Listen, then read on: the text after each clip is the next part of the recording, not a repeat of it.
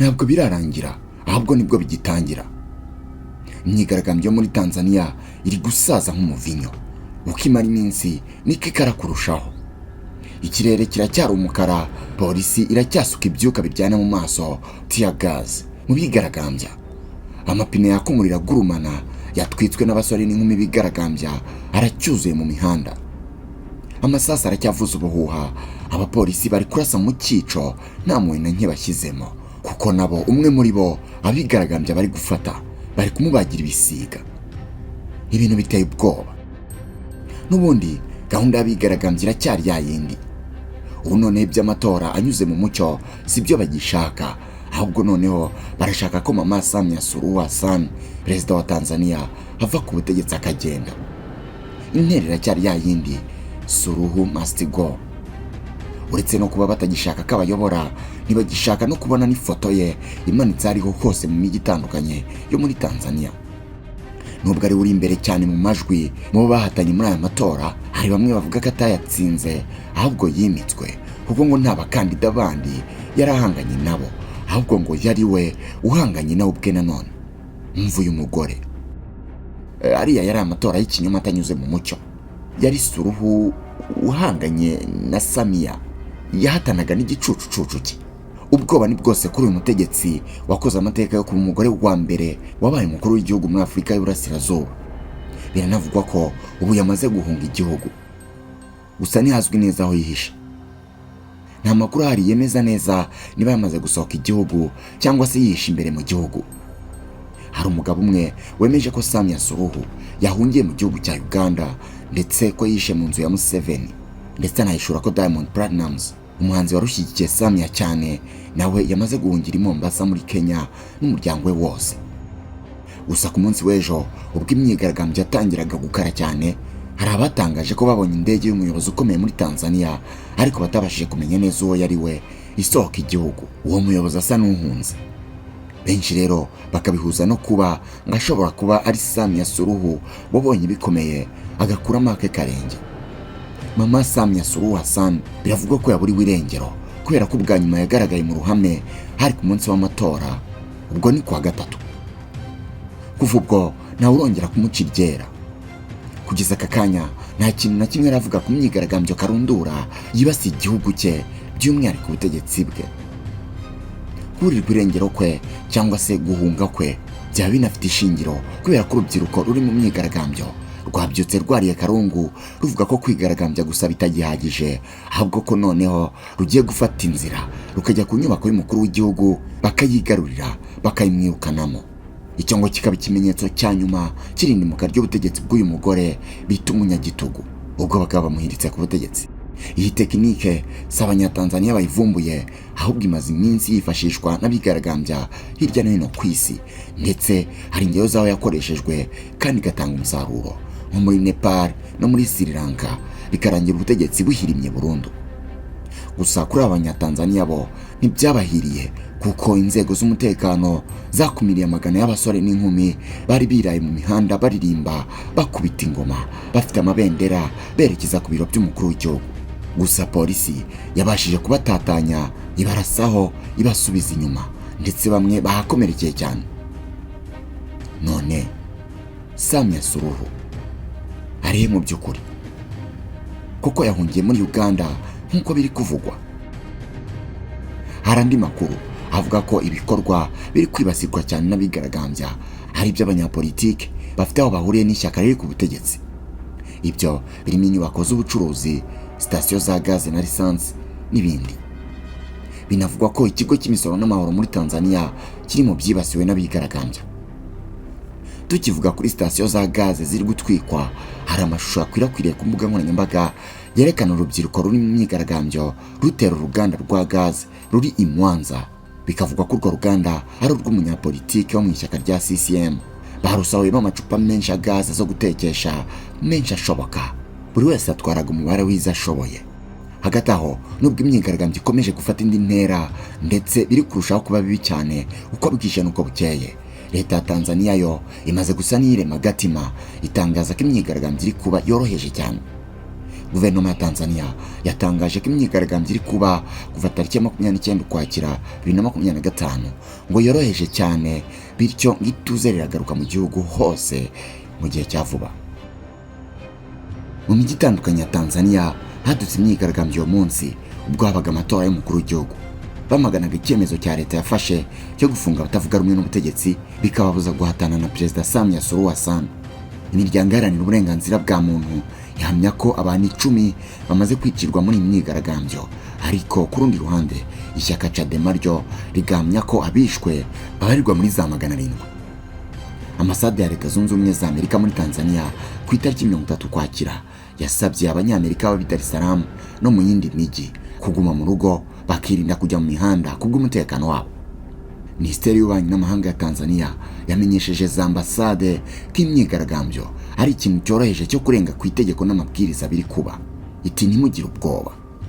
Iyi minisiteri yatangaje ko hafashwe ingamba z'umutekano z'agateganyo ariko ziri ngombwa, bityo kituze riragaruka vuba. Umugaba mukuru w'ingabo za Tanzania General Jacob John Mukunda umunsi w'ejo yari yasabye abaturage guhagarika imyigaragambyo, ahamenyesha ko uburyo bari kwitwaramo bunyuranyije n'amategeko kandi ko bari kugira uruhare mu myigaragambyo bose bazabihanirwa. Nubwo General Mukunda yateguje abakomeza imyigaragambyo ko inzego z'umutekano zihangana nabo, babirenzeho basubira mu mihanda. None iyi myigaragambyo izarangira gute? Kuko ibyo bigaragambye basaba bazabigeraho? Hazapfa abantu bangahe kugira ngo imyigaragambyo ihagarare? Muri iki cyegeranyo kirambuye tugiye kurebera hamwe amakuru agezweho ari kuvugwa kuri iyi myigaragambyo. Ndakubwira umubare nyirizina w'abamaze kuyigwamo, nkubwira udushya twose dukomeje kuyiberamo mu mijyi itandukanye ya Tanzania. Ndakubwira kandi imvo n'imvano y'icyatumye Perezida Samia Suluhu Hassan yitwa umunyagitugu. Ni gute uyu mugore wahoze akunzwe cyane n'abaturage be bamwihindutse ubu akaba ari we muntu wa mbere wanzwe mu gihugu cyose? Reka twubike amacupa, twegure inyandiko, tubiganireho. Gusa mbere y'uko nkomeza, ibuka gukanda kuri subscribe kugira ngo utazajya ucikwa n'ibyegeranyo bicukumbuye mugezaho umunsi ku munsi. Nitwa Oscar Dushime, ushatse unyiteho D7. Nguhaye ikaze. Ikaze nanone mu kiganiro cyacu kandi cyanyu. Reka mperanga. Ku munsi w'ejo igisirikare cya Tanzania cyari cyatanze gasopo gitegeka ko nta muntu n'umwe ugomba kuzakandagiza ikirenge cye mu muhanda ngarigaragambya. Ariko ibyo bigaragambya basaga n'abavunye ibiti mu matwi, ntibabyumvise, babirenzeho banga kumvira itegeko ry'ingabo, bucya bagaruka mu muhanda. Uyu ni umunsi wa 4 w'imyigaragambyo ku banyatanzania bigabije imihanda bamagana amatora y'umukuru w'igihugu yo kuwa 29 Ukwakira 2025. Banze kumva ibyo basabwe n'ubuyobozi bw'ingabo muri Tanzania busaba kihagarara. Umugaba w'ingabo za Tanzania General Jacob John Mukunda yavugiye kuri televiziyo y'igihugu ko inzego z'umutekano ziri gukorana kugira ngo zigarure ituze mu gihugu, asaba bari kwigaragambya kubihagarika. Ati abantu bamwe bigabije imihanda kuwa 29 Ukwakira bakora ibikorwa bigize ibyaha. Abo ni abanyabyaha kandi ibikorwa bigize ibyaha bigomba guhagarara. Imyigaragambyo yarushijeho gukara ubwo komisiyo y'amatora yatangazaga ko Samia Suluhu Hassan yagize amajwi 95% mu gace ka Mbeya. Abigaragambya banze kumva iby'igisirikare cyabasabye bakomeza imyigaragambyo mu mijyi itandukanye y'igihugu. Kuri ubu Tanzania internet yakuweho n'ibitangazamakuru bitandukanye ntibikora, ibintu bituma bisa n'ibidashoboka kumenya ibibera mu gihugu. Nk'urugero, urebye The Citizen yo muri Tanzania usanga inkuru baheruka gushyiraho ariyo kuwa 29 Ukwakira 2025 ubwo amatora yari agitangira. Umuvugizi w'ishami rya Loni rishinzwe uburenganzira bwa muntu Seif Magango yasabye inzego zishinzwe umutekano muri Tanzania guhagarika ikoreshwa ry'ingufu z'umurengera. Leta yo yasabye abakozi bayo n'abikorera gukorera mu rugo kubera imyigaragambyo. Kitezwe ko Perezida Samia Suluhu Hassan ari gutsinda amatora. Ni mu gihe muri Zanzibar ho Hussein Mwinyi w'ishyaka CCM n'ubundi ari we watsinze amatora n'amajwi 80%. Abatavuga rumwe n'ubutegetsi bamaganye ibyavuye mu matora, avuga ko habayeho uburiganya. Amagana y'abigaragambya barenze imipaka binjira mu gihugu cya Kenya, bafunga imihanda, bacana umuriro ndetse banasenya ibyapa bya Perezida Samia Suluhu Hassan biri ku mihanda hirya no hino. Polisi ya Kenya yatangaje ko abantu babiri aribo bapfuye ubwo birukaga bahunga polisi ya Tanzania. Ku mupaka wa Namanga, abigaragambya bari bafite uburakari bwinshi, barushije imbaraga abapolisi binjira muri Kenya, batangira kwifatanya n'abanyakenya kubatera amabuye, ari nako bakomeza kwangiza. Abaturage ba Kenya bashatse kwambuka umupaka kugira ngo bajye kwifatanya na bagenzi babo muri Tanzania mu myigaragambyo, ariko polisi ya Kenya irabakumira. Minisitiri w'umutekano w'imbere mu gihugu muri Kenya, Dr. Raymond Omoro, yasabye abanyakenya kwirinda kunyuranya n'amategeko, bakareka abo muri Tanzania bakikemura ibibazo byabo. Abapolisi ba Tanzania batangiye kurasa mu gikundi cy'abigaragambyaga ku butaka bwa Kenya, hapfa babiri bazize ibikomere bikabije nk'uko byemejwe n'umuyobozi wa polisi mu karere ka Kajiado, Alex Shikondi. Shikondi yasobanuye ko abapfuye bose ari abasore bo muri Tanzania barimo ufite imyaka 27 n'ufite imyaka 28. Kugeza ku mugoroba wa 30 Ukwakira, imirambo yabo yari ikiri mu bitaro bya Namanga ku ruhande rwa Kenya.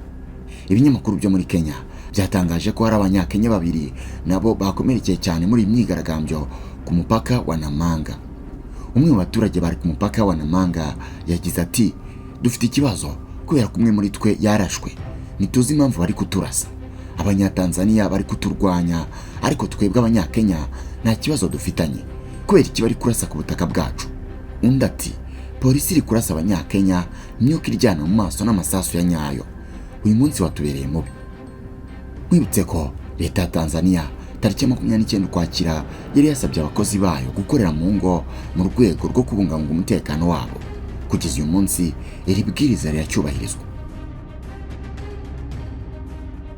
Urusaku rw'imbunda rukomeje kumvikana mu mujyi wa Mwanza uherereye mu majyaruguru, ndetse no mu murwa mukuru Dodoma, ndetse n'umujyi mukuru w'ubucuruzi wa Dar es Salaam. Hari kumvikana amasasu menshi n'imvururu zidashira. Kuri ubu iyi mijyi yose iri mu mutekano muke kandi imihanda minini yaho yarafunze. Umwe mu bigaragambya yabwiye BBC ko yabonye amagana y'abigaragambya binjira mu mujyi wa Mwanza uri ku nkombe z'ikiyaga cya Victoria, kandi ukaba ufite abaturage benshi nyuma ya Dar es Salaam. Yagize ati, nyuma y'iminota 10 gusa twatangiye kumva amasasu ndetse n'ibiturika by'ibyuka biryana mu maso, tunabona bakomeretse barimo kuzanwa aho twari turi. Ikibazo cya internet gikomeje kuba ingutu, n'ubu iracyakuweho hirya no hino mu gihugu. Ibintu Amnesty International ivuga ko bishobora kongera gukaza umurego. Yasabye ubuyobozi kwemerera abaturage kubona amakuru nta mbogamizi. Hagati aho biravugwa ko abigaragambya bari gukoresha porogaramu ya walkie-talkie yitwa Zero mu gutumanaho no gutegura imyigaragambyo. Biteganijwe ko Perezida Samia Suluhu ari buze kwegukana manda ya kabiri nyuma y'uko abakandida batavuga rumwe n'ubutegetsi bwe babujijwe kwiyamamaza. Tundu Lissu, umuyobozi mukuru w'abatavuga rumwe n'ubutegetsi, ari muri gereza ashinjwa ubugambanyi, ibyo wahakana, kandi ishyaka rye ntabwo ryemerewe kwiyamamaza. Undi bahanganye ikomeye ni Luhaga Mpina wo mu ishyaka rya Acti Wazalendo, nawe yakuwe mu bemerewe kwiyamamaza. Mwibutse ko Samia Suluhu yatangiye kuyobora Tanzania muri 2021 nk'umukuru w'igihugu wa mbere w'umugore nyuma y'urupfu rwa Perezida John Pombe Magufuli, umugabo wapfuye amarabira, ndetse nawe urupfu rwe rukaba n'ubu rutavugwaho rumwe. Perezida Samia Suluhu yabanje gushimirwa ku bw'imiyoborere ye, gusa nyuma guverinoma ye yaje gushinjwa guta muri yombi no kuburirwa irengero kw'abanenga ubutegetsi bwe. Ku rundi ruhande, ingendo mpuzamahanga zahagaritswe ndetse ikibuga cy'indege cya Arusha kirafungwa. Guverinoma y'Ubwongereza yavuze ko indege mpuzamahanga zahagaritswe kugwa cyangwa guhaguruka ku kibuga cy'indege cya Dar es Salaam, kandi ko ikibuga cy'indege cya Arusha hamwe n'ikindi cyegereye umusozi wa Kilimanjaro byafunzwe. Ni nyuma y'uko ambasade y'Amerika yagiriye inama abaturage bayo bari muri Tanzania ibasaba gushaka aho bikinga, ibabuza kugenda mu mihanda, ivuga ko byateza akaga gakomeye kandi ingendo nyinshi mpuzamahanga zahagaritswe. Magoti yagize ati, abaturage bari kongera kwandika umuco wa politike wacu, tureka kuba inka. Niba nkoresheje iri jambo mu cyubahiro, tuba abaturage bakora. iyi myigaragambyo ikomeje kuba ikigeragezo kuri Samia Suluhu Hassan wahawe amashyi nyuma yo gutangira imirimo ye muri 2021 kubera koroshya gukandamiza abatavuga rumwe n'ubutegetsi ndetse no kugenzura itangazamakuru byari byariyongereye ku butegetsi bwa John Pombe Magufuli. Mu myaka ishize ariko abaharanira uburenganzira bwa muntu n'abakandida batavuga rumwe n'ubutegetsi bashinje guverinoma ye ishimutwa ridasobanutse ry'abanenga ubutegetsi bwe. Perezida Samia Suluhu Hassan n'umwaka ushize yavuze ko yategetse ko hakorwa iperereza kuri raporo z'ishimutwa ariko nta byarivuyemo byigeze bishyirwa ku mugaragaro. Kuri ubu umubare wamaze kugwa muri iyi myigaragambyo ukomeje gutumbagira. Gusa iyi mibare iri guhindagurika kuko uruhande rwa leta ruri kuvuga imibare yarwo, uruhande rutavuga rumwe na leta narwo rukavuga iyarwo, ndetse n'imiryango mpuzamahanga iharanira uburenganzira bwa muntu nayo ikavuga imibare yayo.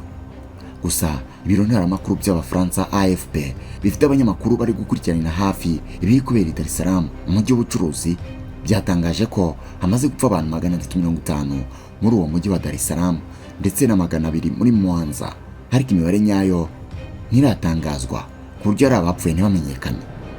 John Kitoka, umuvugizi w'ishyaka rya Chadema ritavuga rumwe n'ubutegetsi, yabwiye AFP kurebye mu bindi bice bya Tanzania ushobora kubona imibare y'abapfuye irenga ko yatangajwe na leta. Chadema yo ivuga ko byibura hamaze gupfa abarenga 700. Leta nta kiratangaza kuri iyi mibare ya Chadema. Iyi myigaragambyo yagize ingaruka ku Rwanda bitewe n'uko urugaga rw'abikorera PSF rwatangaje ko amakamyo 5 yatwitswe arakongoka, ariko kandi agera ku 1000 yahagaze kugira ngo hatagira uyagirira nabi. Kuri ubu televiziyo y'igihugu ikomeje gutangaza ibyavuye mu matora hirya no hino mu gihugu, ariko Samia Suluhu n'ubundi ari kwiganza ku ijanisha rya 95. Aya majwi ntabwo abigaragambye bashaka kuyumva kuko abarya mu matwi cyane, ndetse bashyize igitutu ku kanama gashinzwe amatora ko bakwiriye guhagarika gutangaza ibyavuye mu matora bitewe n'uko nta bantu bahatanye na Samia Suluhu. Tanzania ituwe na miliyoni 71, ikigero cy'ubushomeri kikaba kiri ku 9%. Nk'uko nabikubwiye, iyi myigaragambyo yatangiye kugira ingaruka no ku Banyakenya, ariko murabizi ko u Rwanda ruhana imbibi na Tanzania ndetse bakorana bya hafi mu bucuruzi bwambukiranya imipaka, by'umwihariko ku bijyanye n'ubwikorezi. None haba hari ingaruka iyi myigaragambyo yagira ku Rwanda? Reka ngusubize neza iki kibazo. U Rwanda na Tanzania ni ibihugu bihahirana ndetse by'umwihariko rwifashisha cyane icyambu cya Dar es Salaam mu kwinjiza mu gihugu ibicuruzwa bivuye mu mahanga. Nk'ibikomoka kuri peteroli byinjira mu gihugu, ingano nini ituruka muri Tanzania. Bibarwa ko nibura litiro 60 z'ibikomoka kuri peteroli ari z'u Rwanda rwakira buri kwezi.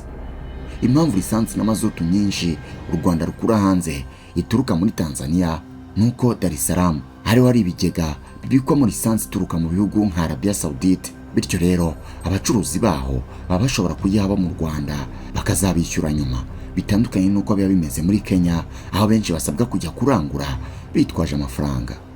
Nko ku gihembwe cya 4 cya 2023 ibyo u Rwanda rukura muri Tanzania byari bifite agaciro ka miliyoni 228 n'ibihumbi 26 by'amadolari. Inyuma y'ibikomoka mu Bushinwa byari bifite agaciro ka miliyoni 328 n'ibihumbi 17 by'amadolari. Icyambu cya Dar es Salaam kiri hafi y'u Rwanda ibirometero 187 ugereranije n'icya Mombasa.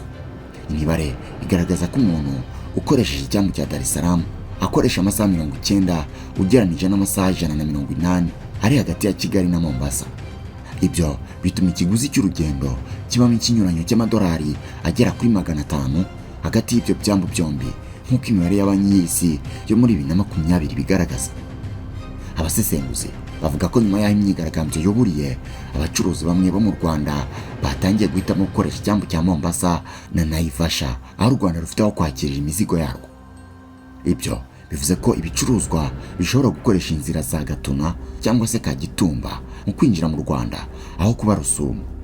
Umwe mu basesenguzi ati ikibazo nigikomeza abantu bashobora kwimuka bakajya i Mombasa, ntabwo ibicuruzwa byabura aho bica. Abakurikirana iby'ubucuruzi hafi bavuga ko ingaruka ku Rwanda zishobora kugaragara hashize iminsi, hari iminsi mike bikarangira nta kibazo, ariko iyo byatangiye gufata iminsi 7 ukwezi bihita bitangira kugira ingaruka zigaragara. Izingiro ry'ibibazo byose ni imyigaragambyo. Nuko abanyatanzania bamwe bashinja Perezida Samia Suluhu kuba umunyagitugu no gushimuta akanafunga abatavuga rumwe nawe. Ariko se byagenze gute ngo uyu mugore watangiye akunzwe cyane ndetse abonwa nk'ikimenyetso cy'impinduka nziza mu miyoborere ya Kenya birangira ahindutse umunyagitugu ndetse abanyatanzania benshi batakimushaka ku butegetsi? Reka mu gusubiza iki kibazo nifashisha inkuru ya BBC yanditse ku itariki 27 z'ukwa 10 2025 ifite umutwe ugira uti iyimikwa aho kubihatana, Perezida wa Tanzania wa mbere w'umugore ntawe bahatanye ukomeye. BBC yanditse inkuru habura amasaha 2 gusa ngo habe amatora. Inkuru itangiye igira iti mu gihe nta bakandida bakomeye batavuga rumwe n'ubutegetsi bemerewe guhatana mu matora yo kuwa gatatu, abanyatanzania benshi barumva aya matora atari uguhatana bya nyabyo, ahubwo kameze cyane nko kwimika Perezida Samia Suluhu mu gihe yitabiriye bwa mbere amatora ya perezida. Samia w'imyaka 65 yabaye perezida wa mbere w'umugore muri Afurika y'Uburasirazuba nyuma y'urupfu rwa Perezida John Pombe Magufuli wari ku butegetsi rwabaye mu mwaka wa 2021. Ku ruhande rumwe, Magufuli yashimwaga kubera kutajenjeka kwe mu kurwanya ruswa, ariko ku rundi ruhande yanengwaga ku gitugu yakoreshaga mu guhashya abatavuga rumwe n'ubutegetsi bwe, hamwe nawe yarahagaze hateje impaka ku cyorezo cya COVID-19. Perezida Samia Suluhu icyo gihe wari vice perezida yasaga nk'ugiye gutuma habaho kwiruhutsa, ndetse hamwe n'uburyo bwe bw'ubwuzu n'urugwiro yatangije amavugurura yasaga nk'agaragaza impinduka ikomeye kuri gahunda z'uwasimbuye. Gahunda yise RN mu cyongereza ni ukuvuga ubwiyunge, reconciliation, kwihangana, resilience, amavugurura, reform, no kongera kubaka, rebuilding. Yongeye gufungura amarembo ya Tanzania ku bashoramari b'abanyamahanga, isubizaho umubano n'abaterankunga, ndetse icubya uburakari bw'ikigega cy'isi cy'imari IMF n'ubw'abanki y'isi. Umusesenguzi kuri politiki Mohamed Issa yabwiye BBC ati yakoze ubudasa umubano wari waratakaye hagati ya Tanzania n'imiryango mpuzamahanga nk'abanki y'isi aho usubizaho. Ariko imyaka 2 ishize cyangwa se irengaho, urubuga rwa politiki rwaragabanutse cyane, ndetse no kwibasira abanenga ubutegetsi bwe n'abatavuga rumwe nawe bivugwa ko byabaye ntamwe cyane kurusha uko byigeze kumera ku bwa Magufuli. Ngo gushimutwa hamwe n'ubwicanyi byabaye ibintu bimenyerewe. Issa yagize ati Samia yaje afite imvugo y'ubwiyunge, ariko ubu yahindutse umuntu ushize amanga ndetse afata ibyemezo bikomeye benshi batari biteze ko yafata. Ubu benshi bamwegekaho ibintu bimwe nk'ubushimusi, ubwicanyi, gukandamiza abatavuga rumwe n'ubutegetsi, hamwe n'ibindi bibazo ku mutekano. Ibi bigarukwa muri raporo z'umuryango Freedom House wo muri Amerika uharanira demokarasi n'uburenganzira bwa muntu mu mwaka wa 2020 washyize Tanzania mu cyiciro cy'igihugu kiri mu bwisanzure bucagase cyangwa se bw'igice. Umwaka ushize uyishyira mu cyiciro cy'igihugu kitari mu bwisanzure. Leta ya Tanzania ntacyo yatangaje kuri ibyo birego. Ishyaka CCM Samia arimo ryatsinze buri matora yose yabayeho kuva demokarasi y'amashyaka menshi yongeye gusubizwaho muri Tanzania mu mwaka wa 1992, ariko ubusanzwe ibikorwa byo kwiyamamaza babifite imbaraga, hakaba ikiganiro mpaka gikomeye hagati y'amashyaka ahanganye. Nubwo kuri inshuro komisiyo y'amatora yemereye abakandida 17 kwiyamamaza mu matora ya perezida, ishyaka Chadema rya mbere rikomeye mu mashyaka atavuga rumwe n'ubutegetsi ryabujijwe kwitabira amatora. Umukuru wa Tundu Lissu kuri ubu hari mu rubanza aregwa mu bugambanyi. Yari yakomeje gusaba ko habaho amavugurura ajyanye n'amatora, nuko aza gutabwa muri yombi muri Mata muri uyu mwaka. None ishyaka rye ryashishikarije abayoboke baryo kudatora. Ibyo byose rero byo gukandamiza abatavuga rumwe n'ubutegetsi bwe, kubashimuta no kubica mu buryo bw'amayobera, nibyo byatumye benshi batakariza Samia Suluhu icyizere, bavuga ko yahindutse umunyagitugu ndetse ko atagikwiye kuyobora Tanzania. Tito Magoti, umunyamategeko akaba n'impirimbanyi ya politiki ukiri urubyiruko, avuga ko nk'ibyo basaba leta hari ibintu byoroshye. Yabwiye BBC ati turashaka Tanzania yisanzuye, aho buri muntu wese afite ubwisanzure bwo kuvuga, ubwisanzure bwo kujya aho umuntu ashatse, n'ubwisanzure bwo gukora ikintu icyo ari cyo cyose umuntu yifuza. ngayo nguko ngibyo bya Tanzania n'imyigaragambyo ikomeje gufata indi ntera umunsi ku munsi. Imyigaragambyo yo kwamagana perezida wabo Mama Samia Suluhu nk'uko bamwitaga mbere yo kumuhinduka. Ubu biravugwa ko yamaze guhunga igihugu, akaba yamaze kujya kwisha ahantu hatazwi kuko atinya ko abaturage bariye karungu bamufashe bamugirira nabi. None amaherezo y'izi mvururu azaba yahe? Njye ntabwo mbizi. Icyo nzi nuko nsoresha icyegeranyo cy'uyu munsi. Wakoze kudukurikira. Gusa mbere yuko nsoza, reka musaba akantu gato kandi koroshye. Reba aho hasi handitse subscribe kandeho kugira ngo utazabicikwa n'ibyegeranyo nk'ibi bicukumbuye mugezaho umunsi ku munsi. Nitwa Oscar. Dushime. Ushatse unyiteho D7. Naho ubutaha, Imana ibarinde.